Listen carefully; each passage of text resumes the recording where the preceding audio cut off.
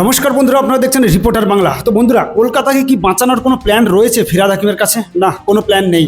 ঠিক 4 বছর আগে, আজ থেকে ঠিক 4 বছর আগেই ফিরহাদ হাকিমকে যখন গ্রেপ্তার করা হয়েছিল, তখন তিনি চিৎকার করে করে বলেছিলেন যে কলকাতার মানুষকে আমায় বাঁচাতে দিল না। আর সেই কলকাতা প্রত্যেক বছর জলের তলায় চলে যাচ্ছে, ডুবে যাচ্ছে কলকাতার প্রত্যেকটি এলাকা। তো রিপাবলিক বাংলার সাংবাদিক স্বর্ণালী, আপনারা সবাই চেনেন, উনি কি বলছেন আগে ভিডিওটা দেখুন। শুধু মমতা ব্যানার্জি নয়, ফিরহাদ হাকিমকেও পুরো ধুয়ে দিয়েছেন তিনি। ভিডিওটা দেখুন আগে। পুরসভার ইচ্ছে রয়েছে কলকাতাকে বাঁচানো। প্রচুর বৃষ্টি হয়েছে, এই নিয়ে কোনো প্রশ্ন নেই। রাত 12টা থেকে আমরা যারা জেগে আছি আমরা জানি যে এই মুহূর্তে আমি জমা জলেই দাঁড়িয়ে রয়েছি। রাত 12টা থেকে টানা বৃষ্টি চলছে, ভোর 5টা পর্যন্ত সারা রাত অলমোস্ট আমি জেগে। আমার বাড়ির নিজের গ্যারেজ ডুবে গিয়েছিল, গাড়ির প্রায় মাথাটুকু শুধু বেঁচেছিল, এত জল জমেছে দক্ষিণ কলকাতায়। এবং আপনারা দেখেছেন যে দক্ষিণ কলকাতায় 350-এর ওপর প্রায় মিলিমিটার বৃষ্টি হয়েছে।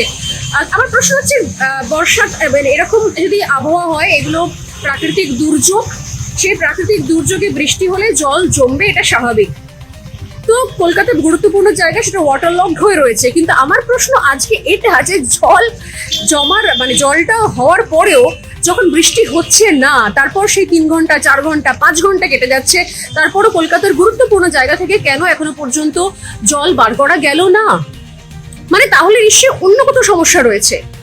বৃষ্টিতে জল জমবে, এটা হয়তো স্বাভাবিক, আমরা ইউজড হয়ে গেছি, অভ্যস্ত হয়ে গেছি। কিন্তু জলটা বেরোচ্ছে না কেন?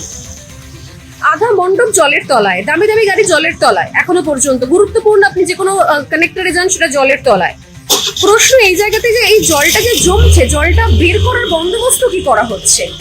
আদেও খালগুলো প্রপার সময় সংস্কার করা হয়, ড্রেজিং করা হয়? এইগুলো কিন্তু যদি এখনো পর্যন্ত খুব গা ছাড়া শুধুমাত্র বামফ্রন্ট আমলের ঘাড়ে দোষ দিয়ে চালানোর চেষ্টা করা হয়, তাহলে আমার মনে হয় কি এর থেকে বড় মিথ্যে আর কিছু হতে পারে না। আর যদি বাকি দোষটা যদি আসে যে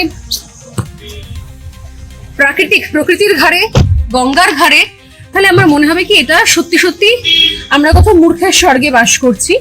কারণ প্রকৃতি তার রিভেঞ্জ নেবে, প্রকৃতি তার হিসেব করে বুঝেই নেবে। আমরা যা খুশি তাই করবো, আর প্রত্যেক ক্ষেত্রে আমরা এক্সপেক্ট করবো যে আমাদের নেচার সেগুলোকে সাপোর্ট করে যাবে। এটা তো হয় না। উত্তর ভারতে যান, পাঞ্জাবে যান, জানেন নিশ্চয়ই পাঞ্জাব এখন জলের তলায়।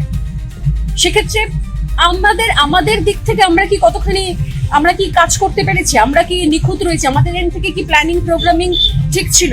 আবহাওয়া দপ্তরের পূর্বাভাস ছিল আগে থেকে? তাহলে সেক্ষেত্রে কেন, আমি তো বলছি একের পর এক খাল যেগুলো প্রায় ওভারফ্লো হয়ে গেছে, সেগুলোর সংস্কার কি অবস্থা রয়েছে? আন্ডারপাস যে সমস্ত সিস্টেম রয়েছে সেগুলোর সংস্কারের কি বন্দোবস্ত রয়েছে? সেগুলো কি নিয়মিত চেক করা হয়? সেগুলো মেনটেনেন্স হয়? সেগুলো মনিটরিং হয়? যদি হয় তাহলে কে করে? সেগুলো রিপোর্ট কোথায়? নিয়মিত মনিটরিং। আমার মনে হয় যে এই রিপোর্টগুলো এবার পাবলিক প্ল্যাটফর্মে এগুলোকে আপলোড করা হোক, যে কলকাতা পৌরসভা কি কাজ করছে। তাহলেই আমরা বুঝতে পারবো একমাত্র যে আদেও সত্যি সত্যি পৌরসভার ইচ্ছে রয়েছে কলকাতাকে বাঁচানো, নাকি ছেড়ে দিয়েছেন উনিও। তো বন্ধুরা, আপনারা ভিডিওটা দেখলেন। কলকাতাকে বাঁচানোর কোনো রাস্তাও নেই, কোনো প্ল্যানও নেই। মমতা বন্দ্যোপাধ্যায় এবং ফিরহাদ হাকিম আর বাকি যারা তৃণমূলের নেতারা রয়েছেন, এরা প্রায় দেখেই নিয়েছেন যে এই রাজ্যে উন্নয়ন কোনোভাবেই আমরা করতে পারবো না। তাই মানুষকে টাকা দিয়ে যে কোনো মুখ বন্ধ করে রাখতে হবে। এইভাবে কিন্তু কলকাতার স্ট্র্যাটেজি এখন চলছে। রিপাবলিক বাংলার সাংবাদিক স্বর্ণালী যখন রাস্তা দিয়ে যাচ্ছিলেন, তখন তিনি পুরো পরিস্থিতি দেখেন এবং সেখানে তিনি ভিডিও তুলে ধরেন। সেটা আমি আপনাদের ইতিমধ্যে দেখিয়েছি।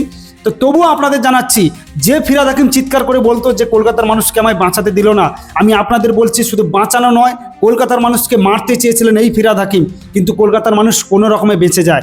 যে মানুষটা একসময় বলতো যে আমাকে কলকাতাকে মানুষকে বাঁচাতে দিল না, সেই মানুষটা কি করে এত বছর কাজ না করে বসে থাকে আমরা জানতে চাই। তিনি কলকাতার মেয়র।